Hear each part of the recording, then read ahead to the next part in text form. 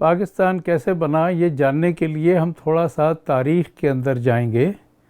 یہ جاننے کے لیے کہ اس بر صغیر کا جو کمیونل مسئلہ ہے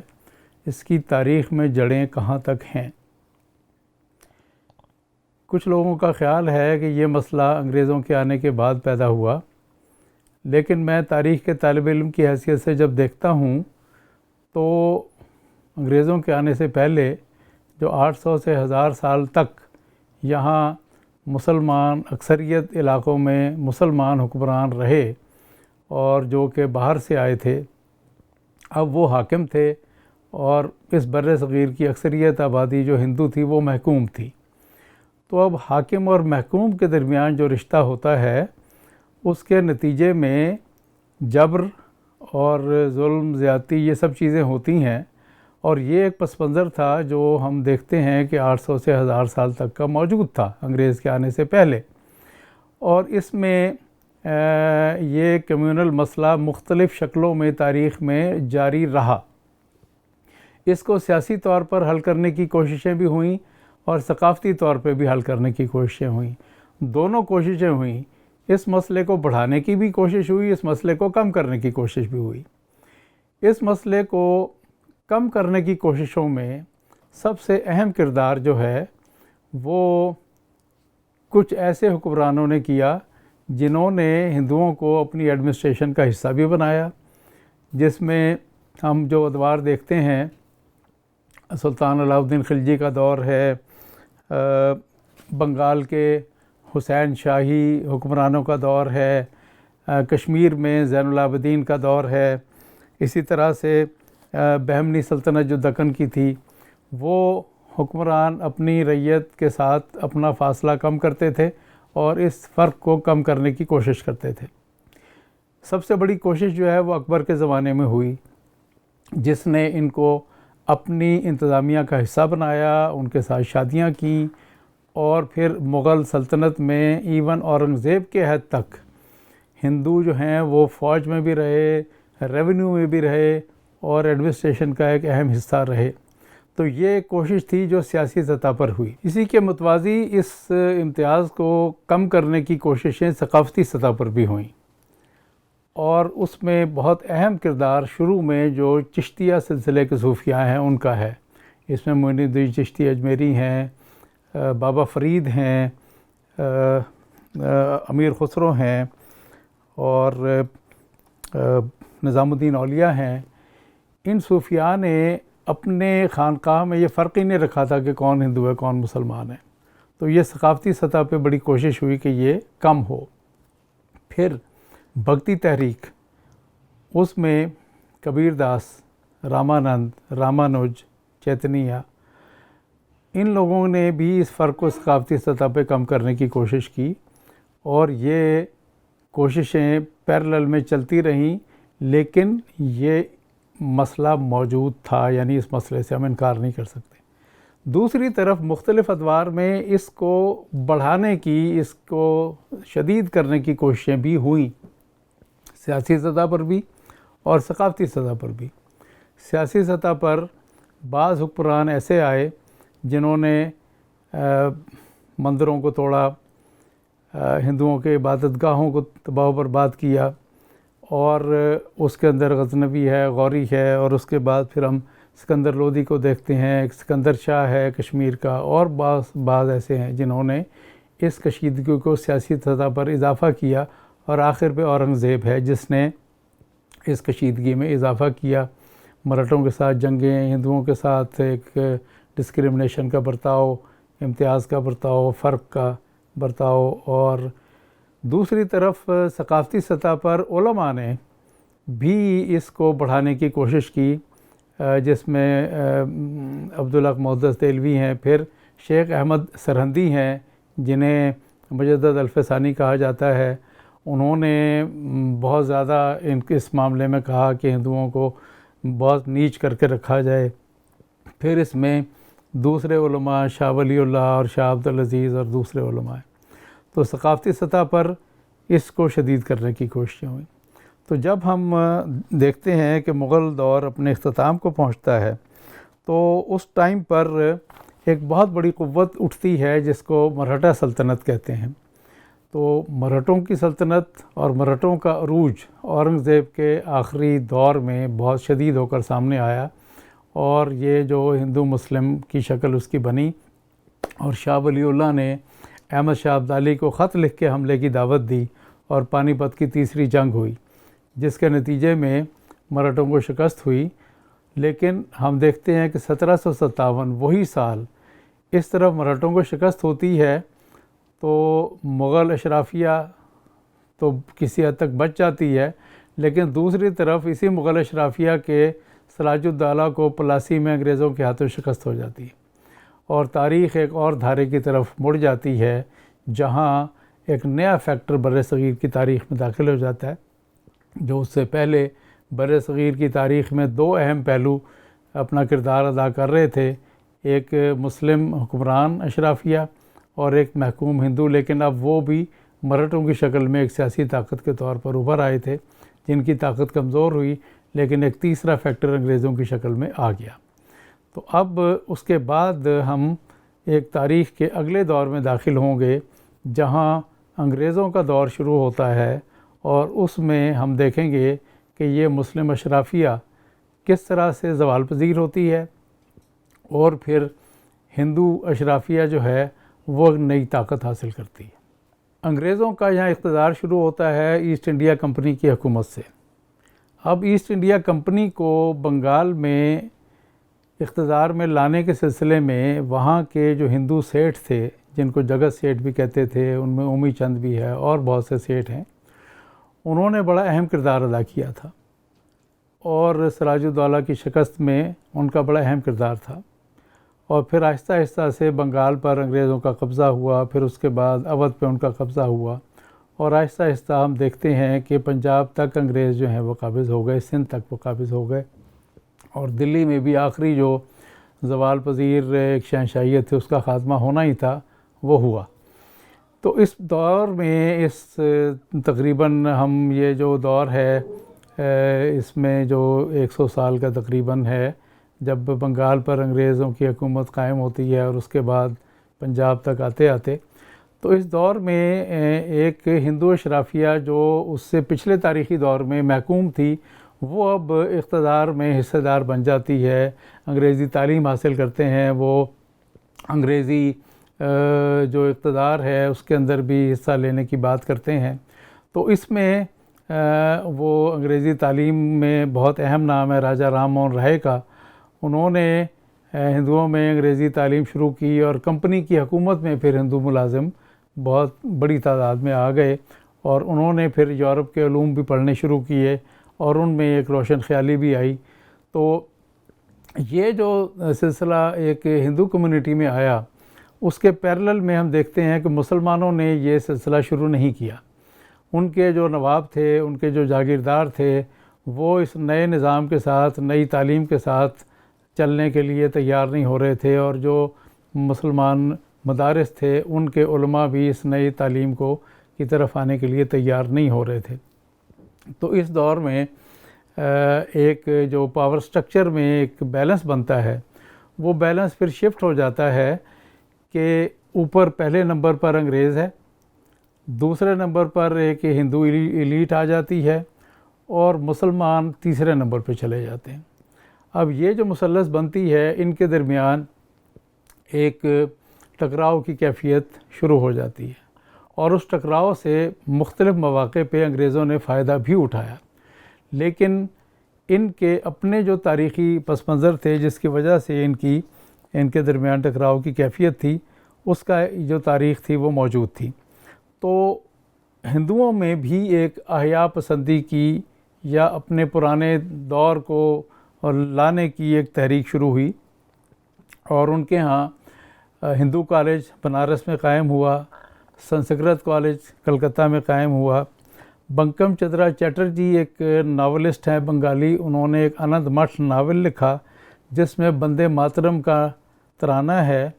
اور وہ بیسیکلی سنیاسیوں کی ایک تحریک ہے جس کے گرد وہ ناول ہے، اور وہ سنیاسیوں کی تحریک جو ہے وہ مسلمان اشرافیہ کے خلاف ہے، اور وہ سنیاسی ایک مٹھ میں، ایک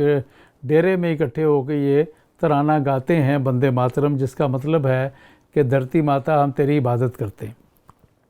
تو یہ سمبولیکلی مسلم اشرافیہ کے لیے ایک جس کو کہتے ہیں نا چھیڑ بن گئی، یعنی ان کے لیے ان کو اس سے ایک طرح کی وہ عداوت محسوس ہوتی تھی۔ اسی دور میں دیانند سرسوتی کی آریہ سماج تحریک شروع ہوتی ہے۔ ان کا یہ نعرہ تھا کہ ہم رام راج لائیں گے، یعنی آریہ سماج نافذ کریں گے۔ تو ہم 1400 سال پہلے کے نظام کے نافذ کی بات کرتے ہیں، وہ 2500 سال پرانے نظام کے نفاذ کی بات کرتے تھے۔ تو آریہ سماجی تحریک، تو یہ ہندوؤں میں اپنے پرانے احیاء کی یا ریوائول کی تحریکیں شروع ہو گئیں۔ پھر پیرلل میں جو ہندو نئی مڈل کلاس ایمرج ہوئی، انہوں نے نوکریوں میں اپنے لیے زیادہ مطالبات شروع کر دیے، سول سروس کے اندر انہوں نے مطالبات زیادہ شروع کر دیے، اور ان مطالبات نے زیادہ شدت پکڑی تو پھر انگریزوں نے خود ہی ایک پلیٹ فارم بنوایا جس کو ہم انڈین نیشنل کانگریس کہتے ہیں۔ اس کے تھرو پھر یہ ایک پلیٹ فارم بن گیا اور مطالبات ہونے شروع ہوئے۔ اس کے پیرلل اب مسلم اشرافیہ کو بھی خیال ہوا اور انہوں نے انگریزی تعلیم حاصل کرنی شروع کی۔ سر سید کی تحریک ہے، نواب لطیف کی تحریک ہے، سید امیر علی، اور یہ سب لوگ انہوں نے انگریزی تعلیم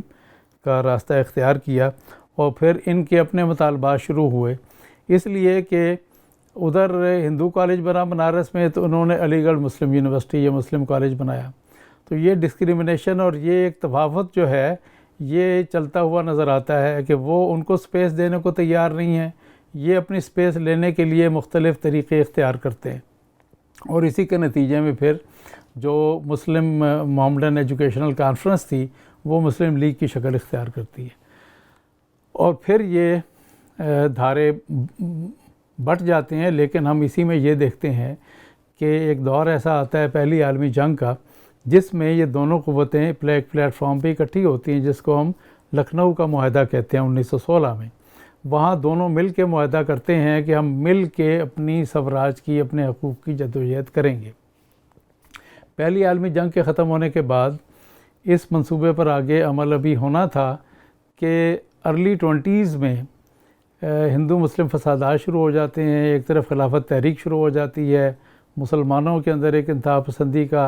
کی لہر کو ہم دیکھتے ہیں، اور دوسری طرف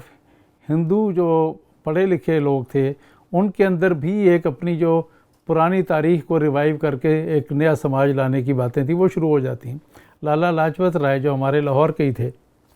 انہوں نے سب سے پہلے 1924 میں ایک مضمون لکھا لاہور کے ٹریبیون اخبار میں، جس میں انہوں نے یہ کہا کہ ہندو اور مسلمان اکٹھے نہیں رہ سکتے۔ ساورکر نے بھی 1925 میں یہی بات کہی، گوالکر نے بھی یہی بات کہی، اور انہوں نے پھر RSS کی بنیاد رکھ دی، جو ایک اپنی ریوائیول کے حوالے سے انہوں نے اپنی تحریکیں شروع کر دیں۔ اس کے نتیجے میں یہ جو ایک اتحاد بننے کی شکل جا رہی تھی پھر وہ ختم ہوتی ہوئی ہمیں نظر آتی ہے، اور 1928 میں پھر آل پارٹیز کانفرنس میں جو مسلمان اپنے مطالبات رکھتے ہیں وہ نہرو رپورٹ میں نکال دیے جاتے ہیں، جس کے نتیجے میں پھر محمد علی جناح نے اپنے 14 نکات پیش کیے۔ تو یہ پھر ہم دیکھتے ہیں کہ خلیج بڑھتی چلی جاتی ہے، اور 1930 کا پھر علامہ اقبال کا جو خطبہ ہے جس کا بڑا حوالہ دیا جاتا ہے، اس کو نہ پڑھتے ہیں لوگ، نہ ٹھیک سے دیکھتے ہیں، نہ جانتے ہیں، نہ سمجھتے ہیں۔ بات یہ تھی کہ یہ جو مسلم مڈل کلاس یا مسلم اشرافیہ تھی یہ اپنے تحفظات چاہتی تھی، کیونکہ ان کو یہ لگ رہا تھا کہ یہ جو ہندو اشرافیہ کی طرف سے ایک ریوائیول کی اور اپنے احیاء کی جو کوششیں ہو رہی ہیں، اس کے نتیجے میں انگریز کے جانے کے بعد یہ ہمیں بہت دبائیں گے اور ہمارے اوپر اپنا راج مسلط کر دیں گے۔ تو یہ تحفظات چاہ رہے تھے، یہ ابھی ان میں علیحدگی کی بات شروع نہیں ہوئی تھی۔ اور جیسا کہ میں نے آپ کو بتایا کہ جسے دو قومی نظریہ بعد میں محمد علی جناح سے منسوب کیا گیا، یہ سب سے پہلے لالا لاجپت رائے، ساورکر اور گوالکر نے پیش کیا۔ 1930 کا اگر آپ خطبہ دیکھیں تو اس میں بھی علامہ محمد اقبال نے کہیں بھی علیحدہ وطن کا مطالبہ نہیں کیا، وہ تحفظات کا مطالبہ کر رہے ہیں۔ وہ یہ کہہ رہے ہیں کہ ہمیں متحدہ ہندوستان میں رہتے ہوئے آپ تحفظات دیں، لیکن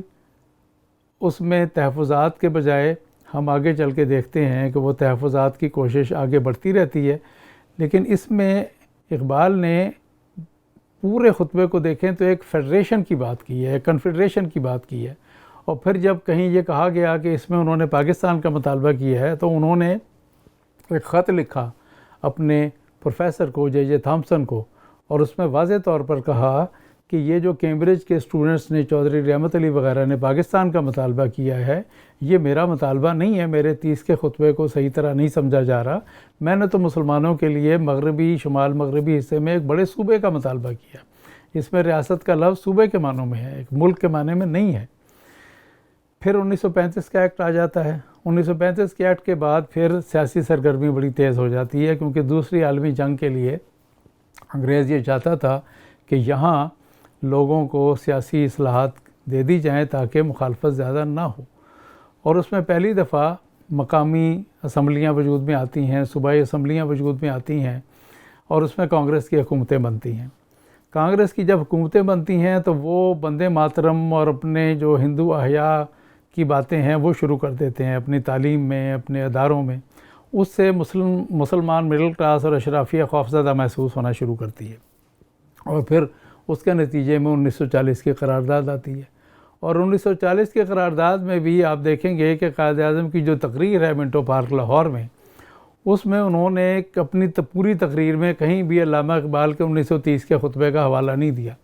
انہوں نے لالا لاجپت رائے کے اس مضمون کا حوالہ دیا اپنی تقریر میں کہ لالا لاجپت رائے 1924 میں علیحدہ قوموں کی بات کر رہے تھے، ہم تو آج اپنے لیے علیحدگی کی بات کر رہے ہیں، اور اس میں انہوں نے مسلم اکثریت کے ریاستوں کا مطالبہ کیا، ایک ریاست کا نہیں۔ اور اس کے بعد پھر جنگ عظیم یا عالمی جنگ جب ختم ہوتی ہے تو پھر اس میں ایک دم سے جو شدت آتی ہے، اس کی وجہ یہ ہے کہ انگریز کو جس بری طرح سے اس عالمی جنگ میں نقصان ہوا تھا، اگرچہ ہٹلر کو شکست ہوئی تھی، لیکن معاشی طور پہ انگریز اور برطانیہ بہت کمزور ہو گیا تھا۔ پھر دنیا بھر میں انقلابی تحریکیں بہت تیزی کے ساتھ شدت پکڑ گئی تھیں۔ پھر روس ایک بہت بڑی طاقت کے طور پہ سامنے آ گیا تھا، اور ایک عالمی ایک سرد جنگ جو ہے 2 سپر پاورز کی شروع ہو گئی تھی۔ تو ان حالات میں انگریز نے جلدی میں یہاں سے جانے کا فیصلہ کیا، اور یہاں لوکلی بھی تحریکیں بڑی شدت پکڑ گئی تھیں۔ چنانچہ انہوں نے جنگ ختم ہوتے ہی انتخابات کا اعلان کیا، انتخابات ہوئے، اور اس وقت تک پولرائزیشن یا یہ تفریق ہندو مسلم کی اتنی بڑھ چکی تھی کہ مسلم جو نشستیں تھیں ان پہ اکثریت 90% سے بھی زیادہ مسلم لیگ کو ملی، اور جو غیر مسلموں کی نشستیں ہیں اس پر کانگریس کو کامیابی ہوئی۔ جب انگریزوں نے انتقال اقتدار کا فیصلہ کر لیا اور یہاں سے جانے کا فیصلہ کر لیا اور اعلان کر دیا، تو نئے وزیر اعظم برطانیہ کلیمنٹ ایٹلی نے ایک پلان دیا اور کہا کہ ہم 1948 تک بر صغیر سے چلے جائیں گے۔ اس کے لیے انتقال اقتدار کا فارمولہ طے کرنے کے لیے انہوں نے اپنی وزارت کا ایک مشن یہاں بھیجا، جس کو کیبنٹ مشن پلان کہتے ہیں یا وزارتی مشن کہتے ہیں۔ ان کے 3 وزیر آئے اور انہوں نے یہاں کو 3 مہینے قیام کیا۔ اس دوران انہوں نے تمام سیاسی رہنماؤں سے بڑی تفصیلی ملاقاتیں کیں، کانگریس کے، مسلم لیگ کے، اکالی پارٹی کے اچھوت رہنماؤں سے، گورنروں سے، اپنے وزیر اعلیٰ سے، ہر قسم کے سیاسی لیڈروں سے، اور تفصیلی ملاقاتیں کرنے کے بعد پھر انہوں نے ایک بلو پرنٹ، ایک پلان جو ہے وہ چاک آؤٹ کیا، جس کو کیبنٹ مشن پلان کہتے ہیں۔ اس میں انہوں نے جو تجویز دیا وہ یہ تھا کہ بر صغیر کو 3 گروپس میں ڈیوائیڈ کر دیا جائے۔ ڈیوائیڈ کرنے کا مطلب یہ تھا کہ سینٹر ایک ہی رہے، یعنی فیڈریشن یا کنفیڈریشن، مرکز میں 4-5 اہم محکمے مرکز میں رہیں، لیکن باقی جو ہے وہ 3 زونز بن جائیں، ایک مشرق میں، ایک مغرب میں اور ایک سینٹر میں۔ مشرقی زون میں بنگال اور آسام ہو، مغربی زون میں یہ موجودہ جو پاکستان ہے اس میں پنجاب پورا ہو جو انڈیوائیڈڈ، اور باقی کا ریسٹ آف انڈیا ایک زون ہو، اور پھر یہ زونز مل کے اپنے اپنے آئین بنا لیں اور ایک مرکز کے تحت یہ 3 زونز بن جائیں۔ اس کو گروپنگ سکیم کہتے ہیں۔ اس سکیم کو مسلم لیگ نے منظور کر لیا، حالانکہ انہوں نے 46 کا انتخاب پاکستان کے نام پہ کانٹیسٹ کیا تھا، لیکن انہوں نے کہا، جناح نے کہا کہ یہی پاکستان ہے، ہم اس کو منظور کرتے ہیں۔ لیکن اس وقت کانگریس کی قیادت نے دور اندیشی کا مظاہرہ نہیں کیا، اور انہوں نے کہا ہم انتقال اقتدار کی باقی سکیم تو مانتے ہیں، لیکن یہ کہ یہ زونز بنیں گے یا نہیں بنیں گے ہم اس کو تسلیم نہیں کرتے۔ اس کے بعد پھر یہ منصوبہ کولیپس کر گیا اور حالات بگڑنے شروع ہو گئے۔ بنگال میں ڈائریکٹ ایکشن ڈے کی کال دی گئی مسلم لیگ کی طرف سے، جس کے نتیجے میں بہت خونریز قسم کے ہندو مسلم فسادات ہوئے۔ کلکتہ میں ہی 3 دن میں 5000 آدمی مارے گئے، نواکھلی میں، بہار میں، جگہ جگہ پھر ہندوستان میں ہندو مسلم فساد شروع ہو گئے۔ اور پھر یہاں ایک جو عبوری حکومت بنی اس میں تناؤ اور اس کے اندر ایک کھچاؤ پیدا ہونا شروع ہو گیا، اور انتقال اقتدار کا پروسیس جو ہے وہ خاصا کھٹائی کے اندر پڑتا ہوا نظر آنا شروع ہو گیا۔ تو اس موقع پر پھر برطانوی حکومت نے یہ فیصلہ کیا کہ وائسرائے ویول کو ہٹا دیا جائے اور اس کی جگہ لارڈ ماؤنٹ بیٹن کو بھیجا جائے۔ ویول یہ جو زونل سکیم کا منصوبہ ہے اس کے حق میں تھا اور اس پہ عمل درآمد کرانا چاہتا تھا۔ اچھا، اس منصوبے کے حق میں مسلم لیگ یا محمد علی جناح تو تھے ہی، کانگریس کی طرف سے مولانا ابوالکلام آزاد اس منصوبے کے بہت حامی تھے اور انہوں نے اس کے لیے بڑی کوشش کی۔ اور جب نہرو نے اور دوسرے کانگریسی رہنماؤں نے اس منصوبے کو کولیپس کر دیا تو ابوالکلام آزاد نے اس پر بڑا کرٹیسزم کیا، اور اپنی کتاب میں بھی، جو ان کی کتاب ہے انڈیا ود فریڈم، اس میں انہوں نے نہرو کے اوپر تنقید کی، اور ان کی اس کتاب کے وہ حصے جس میں نہرو پہ زیادہ تنقید کی گئی ہے وہ حصے روک دیے گئے تھے اشاعت کے لیے، اور کہا گیا تھا یہ 30 سال کے بعد چھاپے جائیں گے۔ خیر، تو کہنے کا یہ مطلب ہے کہ مسلم قیادت، خواہ وہ کانگریس میں تھی خواہ وہ مسلم لیگ میں تھی، وہ ان کی پریفرنس یہ تھی کہ ہم کسی طرح سے ایک براڈ لوز کنفیڈریشن میں رہتے ہوئے متحدہ ہندوستان میں ایک آئینی حل حاصل کر لیں۔ لیکن جو کانگریس کی قیادت ہے اس کی طرف سے دور اندیشی کا مظاہرہ نہیں ہوا۔ جب اور ماؤنٹ بیٹن کو لانے اور ویول کو ڈسمس کرانے میں بھی کانگریس کی جو قیادت ہے ان کا کردار تھا، ان کو اور ان کے اور ویول کے درمیان اسی زونل سکیم اور گروپنگ سکیم کے اوپر بڑا اختلاف پیدا ہو چکا تھا۔ ماؤنٹ بیٹن جب آتے ہیں تو حالات بر صغیر کے پہلے سے زیادہ خراب ہو چکے ہوتے ہیں۔ یہاں فضائیہ اور بحریہ کے عملے نے ہڑتال کر دی، اور بمبئی میں نیوی کے جہاز کے جو بحریہ کے عملہ تھا اس نے ہڑتال کر دی۔ پھر جو ایک انڈین نیشنل آرمی جس کو کہتے ہیں، جو ایک سبھاش چندر بوس نے بنائی تھی، جو انڈیا کے فوجی تھے، جو POWs بنائے گئے تھے، ان کو لے کر جاپان سے مل کے انہوں نے ایک فوج بنائی تھی جس کو آزاد ہند فوج کہتے ہیں۔ وہ جب جنگ کے بعد جنگی قیدی انگریزوں نے رہا کی اور وہ یہاں آئے تو ان پہ مقدمے قائم ہوئے۔ ان مقدموں کے حوالے سے ایک تحریک شروع ہو گئی، تو جگہ جگہ مظاہرے آزاد ہند فوج کے حق میں، بحریہ، فضائیہ، تو ملک میں ایک ایسی افراتفری کی صورتحال تھی کہ انگریزوں نے پھر اپنا جو 48 میں جانے کا پلان تھا اس کو ایڈوانس کر کے انہوں نے اگست 47 کا اعلان کر دیا، اور ماؤنٹ بیٹن کو یہ کہا گیا کہ تم نے اگست 47 تک ٹرانسفر آف پاور کر دینا ہے۔ اب دیکھیے مارچ میں ماؤنٹ بیٹن آ رہا ہے اور اس کو صرف 4 مہینے دیے جا رہے ہیں کہ تم نے 4 مہینے کے اندر ایک ایسا بر صغیر جہاں آپ نے 150-200 سال حکومت کی ایک ڈھانچہ بنایا اور اتنے مسائل یہاں، اس کے لیے آپ نے اتنا شارٹ ٹائم دے دیا۔ تو ماؤنٹ بیٹن نے آ کر پھر یہاں جلد بازی میں یہ چیزیں طے کیں، اور اس میں پھر اس نے جو ایک اہم پہلو ہے کہ یہاں پر اب سٹیک ہولڈر 3 ہیں، ایک انگریز ہے، ایک کانگریس ہے، ایک مسلم لیگ ہے، یعنی غیر مسلموں کی قیادت کانگریس کی شکل میں، مسلمانوں کی قیادت مسلم لیگ کی شکل میں، اور چھوٹی جو اقلیتیں ہیں اکالی سکھوں کی اور امبیدکر کی لیڈرشپ میں اچھوتوں کی، تو ان سب کے درمیان باتیں طے ہونی تھیں کہ یہ اپنا اپنا مفاد انگریز کے جاتے ہوئے کیسے محفوظ کریں۔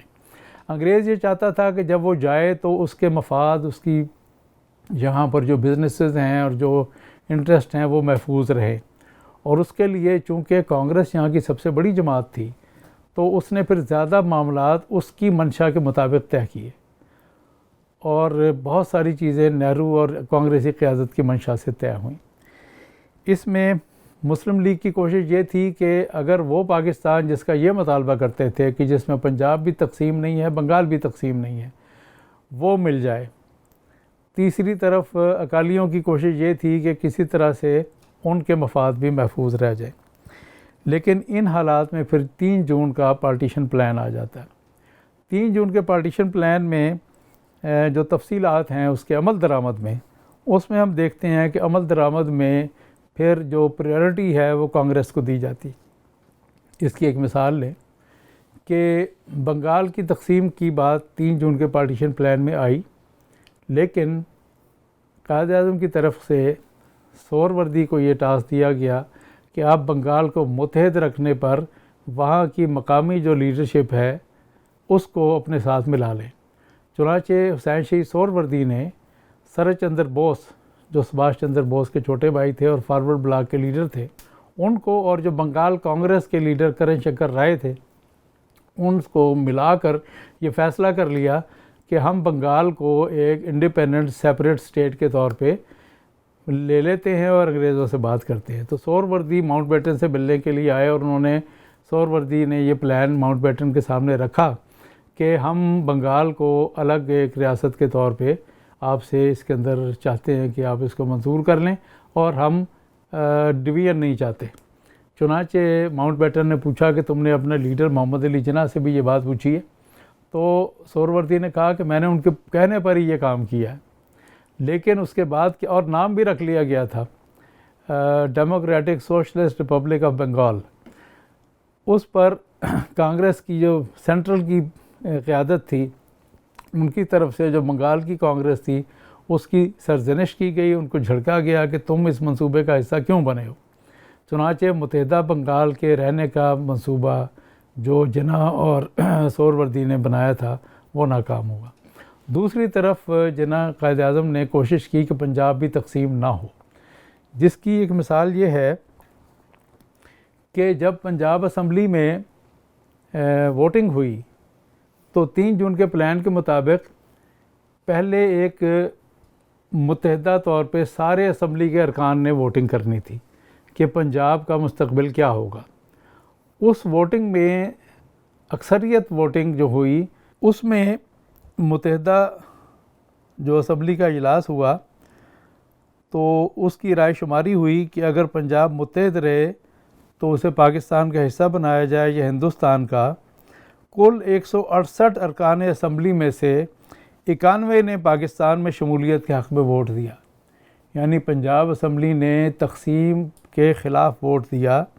ان میں 88 مسلمان، 2 ہندوستانی عیسائی اور 1 اینگلو انڈین تھا۔ 91 کے مقابلے میں مخالفت میں 77 ارکان نے ووٹ دیا، ان کی اکثریت ہندوؤں اور سکھوں پر مشتمل تھی، یعنی پنجاب کے مسلمان ووٹروں نے پنجاب کو اکٹھے رکھنے کے حق میں ووٹ دیا، تقسیم کے حق میں ووٹ نہیں دیا۔ اس کے بعد دوسرے مرحلے میں اسمبلی کے مشرقی پنجاب کے ارکان کا اجلاس ہوا اور مغربی پنجاب کے ارکان کا اجلاس ہوا۔ اب جو مغربی پنجاب کے ارکان کا اجلاس ہوا، جو موجودہ پنجاب ہے پاکستان کا، اس میں بھی تمام ارکان نے پنجاب کو متحد رکھنے کے لیے ووٹ دیا، پنجاب کی تقسیم کے لیے ووٹ نہیں دیا۔ لیکن جو مشرقی پنجاب کے ارکان کا اجلاس ہوا اس کی اکثریت نے پنجاب کی تقسیم کا ووٹ دیا، اور اس میں اکثریت ووٹر ہندوؤں اور سکھوں کی تھی، لیکن اس میں بھی جو عیسائی اور اینگلو انڈین تھے انہوں نے پنجاب کی تقسیم کے لیے نہیں بلکہ پنجاب کو متحد رکھنے کے لیے ووٹ دیا۔ اس کے بعد یہ بات کہنا کہ پنجاب کی تقسیم جو ہے یہ مسلم لیگ نے کروائی ہے، یہ بات درست نہیں ہے۔ تاریخی ریکارڈ ہمیں ٹھیک کرنے چاہیے۔ پنجاب کی تقسیم بھی، اور جیسے میں نے کہا پورے سب کانٹیننٹ کی تقسیم میں بھی جناح تو وزارتی مشن کے گروپنگ کو مان گئے تھے، وہ بھی ان کی پرائیورٹی نہیں تھی۔ اور پنجاب کی تقسیم میں اکالی پارٹی کے ماسٹر تارا سنگھ بعد میں ساری عمر مرن برت رکھتے رہے اس میں کہ ہم نے اس وقت یہ فیصلہ کیوں کیا کہ پنجاب کو تقسیم ہونا چاہیے۔ اگر وہ بھی مشرقی پنجاب کے ارکان کی ووٹنگ میں پنجاب کی تقسیم کے خلاف متحد رکھنے کا ووٹ دے دیتے تو یہ تقسیم بچ سکتی تھی۔ اب یہ تقسیم کے لیے جو باؤنڈری کمیشن بنا وہ محض ایک ڈھونگ تھا۔ اصل تفصیلات جو ہیں وہ نہرو اور ماؤنٹ بیٹن نے طے کر لی تھیں۔ اس میں گرداسپور کی تقسیم اس لیے ہوئی کہ کشمیر کی کوریڈور جو ہے وہ مل سکے مہاراجہ کو کہ وہ ہندوستان سے الحاق کا فیصلہ کر سکے۔ فیروزپور کی تقسیم بھی اس حوالے سے ہوئی کہ ستلج کو ایک دفاعی لائن کے طور پہ بنایا جا سکے۔ اس سلسلے میں بھی نہرو کا ایک خط ہے جو اس نے لکھا تھا کہ ہمیں دفاعی مقاصد کے لیے اس کو تقسیم کرنا ہوگا۔ اب میں آخر پہ صرف یہ بتانا چاہوں گا کہ جو ٹرانسفر آف پاور ہوا ہے 14 اگست کو، کراچی میں ماؤنٹ بیٹن آتا ہے اور قائد اعظم محمد علی جناح بطور گورنر جنرل کے حلف لیتے ہیں۔ ان ساری تقریبات میں ہم دیکھتے ہیں کہ کوئی مذہبی رسومات ادا نہیں کی گئی، اس میں تلاوت کلام پاک بھی نہیں ہوئی، اس میں جو جناح نے حلف اٹھایا اس حلف کا جو مسودہ ان کو دیا گیا تھا اس میں آخر پہ تھا سو ہیلپ می گاڈ، تو جناح نے وہ لفظ بھی اس میں سے ڈیلیٹ کر دیے تھے۔ لیکن دوسری طرف جو سیکولر انڈیا ہے وہاں جو نہرو نے ٹرانسفر آف پاور کی رسومات ہیں وہ دیکھیں تو وہاں پوری مذہبی رسومات کے ساتھ ادا کی گئی 15 اگست کو۔ اور یہاں محمد علی جناح قائد اعظم نے جو پہلی کیبنٹ اپنی بنائی اس میں جوگندر ناتھ منڈل کو وزیر قانون بنایا۔ اب وزیر قانون ایک قانون کا محکمہ ہے جس سے یہ پتہ چلتا ہے کہ اس ملک کا قانون کیا ہوگا۔ اگر وہ شریعت نافذ کرنا چاہتے تھے اس ملک میں تو پھر مولانا شبیر احمد عثمانی کو وزیر قانون بناتے، اور اگر جوگندر ناتھ منڈل کو بنگال کے ہندوؤں کی تسلی کے لیے کابینہ میں شامل کرنا ضروری تھا تو ان کو کوئی اور محکمہ دے دیتے، تجارت کا، زراعت کا، تعلیم کا، قانون کی وزارت دے کر محمد علی جناح نے واضح طور پر یہ کہا کہ یہ ملک صرف مسلمانوں کا نہیں ہے،